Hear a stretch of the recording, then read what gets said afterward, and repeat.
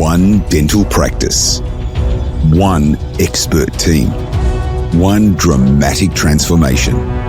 This is the ultimate practice makeover.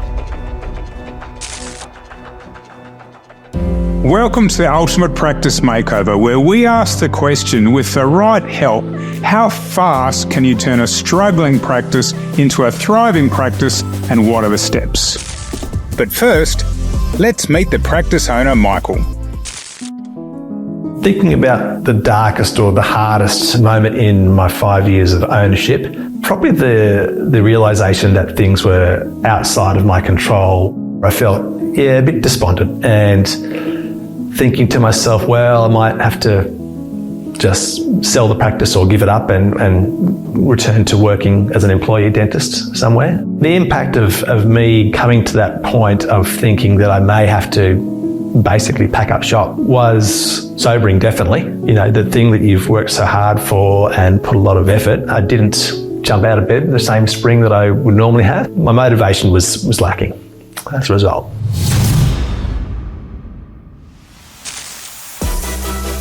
So when I found out that I'd run the Ultimate Practice Makeover, I was actually really excited. It's an opportunity to lean on experts who have the area of expertise where I do not. And so I think it's a great opportunity to tap into something that I wouldn't otherwise do. Medifit have been around 20 years and we know what we're doing. We've built and designed 700 plus projects, 60 ground up projects. And we just wanted to be the company that was involved in the Ultimate Practice Makeover. So Martin, let me show you around. Oh, excellent. That's great. First of all, we've got the reception. I can see it's enormous, isn't it? Yeah. Well, this desk certainly looks like it's 17 years old. It's been there for a while. Yes, it's interesting, the colours and the texture. Nowadays, we could do so much more with reception desks and make it a lot more modern for you. I mean, this space as well, it feels a little bit tight. Yes. You don't need a reception desk as big as this. And I know that you've got the filing behind there, so something that we can certainly look at for you. If we can get a really good impression when the patient walks in, that'd be great. I'm Angus Pryor. I'm the CEO and founder of Dental Marketing Solutions. We work with dentists to help them have record years. So at Authentic Dentistry, we are going to focus on the areas where maybe things are a little bit weak from a marketing point of view. Michael's got a keen focus on growing new patient numbers, and it's about getting a whole bunch of things to work together to lift those numbers. So things that I'm a little bit apprehensive of, you get comfortable working in the same routine with the same furniture and the same website and the same patients. So for that to improve, things necessarily have to change, but obviously change is a little bit intimidating sometimes. And so if the advice or the direction from the experts is an area that clashes with what I'm comfortable with, then I can see that causing a little bit of tension. I think that's normal. We just like to create a space for patients, for staff, and for the dentist, and to see their face when we hand over the practice at the end of it. Because let's face it, it's a journey from start to finish. There's a lot of things involved. There's councils, there's architects, interior designers, getting the joinery right in the practice. So there's a lot of various elements in the design. All right, Michael, so what we need to do is we want to make your practice be like everywhere in the local area. Okay. Key thing, start with figure out step one, who's your ideal client, so we can attract more of those. The second step is around getting your website, sort of the hub, the landing pad, so that your perfect clients land there. It's a message that speaks directly to them. They pick up the phone. And then step three is a bunch of other activities to drive people to your website. Ultimately, if you can just improve a whole bunch of things by a % here, % there, that adds up to something big. There's a few things that I think people will find attractive about the practice that will lead buyers to inquire about it. I think it's of a sweet spot in terms of the production and revenue at around 900,000 of turnover. We see probably the maximum number of buyer interested around that level. There's 2 surgeries, which is also where a lot of the interest is. It's in a nice neighborhood and everyone seems nice, which is also helps a hell of a lot in getting a deal done, because it's not just about the financials, it's also about will I be able to work with these people? On the whole, I feel like we're okay, but we've never had full books across myself and the associate and the hygienists. It's always been one or the other or some combination thereof, but any dental practice that's looking to grow and improve their revenue would jump at that opportunity. I do think that there are some things that could be improved. I think the decor is probably a little dated and people would look at it and think that it might need a bit of an upgrade. I think that the signage is not great from where the foot and car traffic are. They're not spending any money on advertising, which is quite amazing that they're able to reproduce this level of turnover and profit without any advertising. The principal was telling me that their hygiene department is booked out solid for many months, and that if they're able to sort of fix that bottleneck, there might be, a hell of a lot more production and profit there for a buyer. So in order to unlock the potential that we're seeing here, it may well be that the principal dentist needs to get some help, some coaching, some experts in different fields, whether it's in marketing or in patient retention. I think if what we're looking at currently is a reflection of the skill set of the principals at the moment, it would make a good sense for them to seek some outside help to lift the practice to the next level.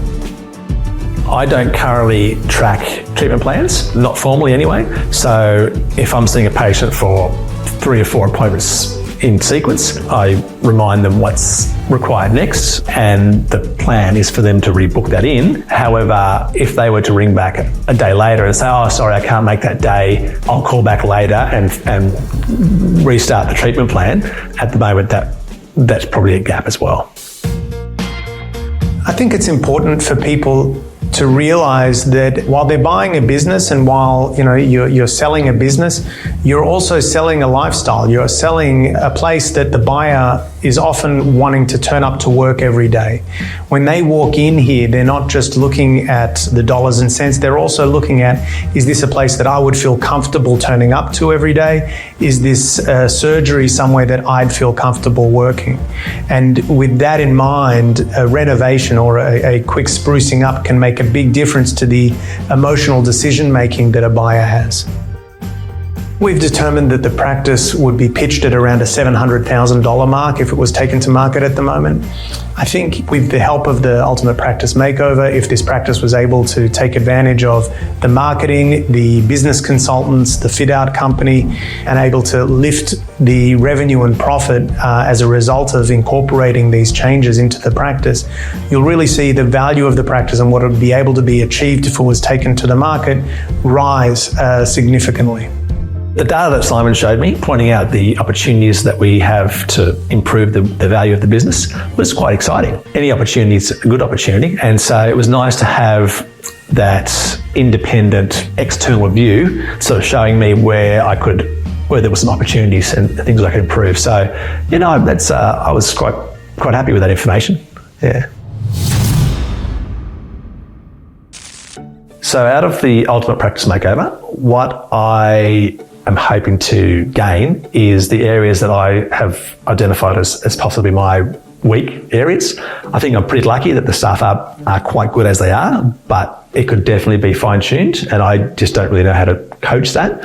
And also, I've always had a goal to get over the $1 million a year in revenue, and we're improving, but it's in a slow and gradual manner. Apart from revenue and new patients, metrics that I think would be useful for the practice would be the conversion of patients inquiring to actual patients, and also a reduction in cancellations. So I'm currently doing 4 days a week, and I have an administration day. So ideally, I would like to probably ramp down my clinical days to 3.5 days a week would be ideal, but also the extracurricular activities. So the checking the numbers every day, scheduling staff to make sure that everyone knows when they're working, and also attracting new patients I think a good number of new patients per month would be, I think anything over 50. To me, that would keep us busy and well occupied.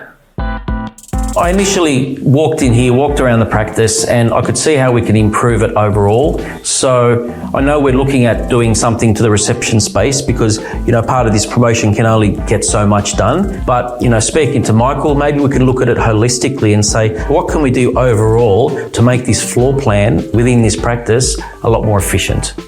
So at the moment, this practice is receiving around 20 new patients a month, sometimes a little bit higher. And for a 2-chair practice, we'd probably like to bring that up a bit. I would say if we could get to more like 30 to 40 new patients a month during the period of the Ultimate Practice Makeover, that'd be a great outcome.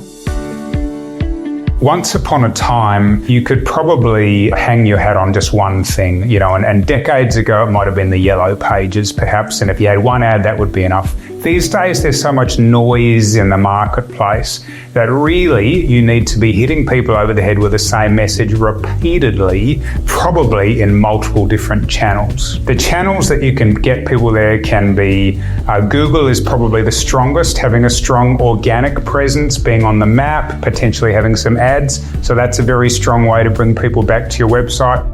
The thing I would look forward to most out of the Practice Makeover is hopefully getting the practice to a point where it's the staff are engaged, we're humming along at a good level of business, if you want to call it that, and I guess having a real satisfaction that everything is in order and working well.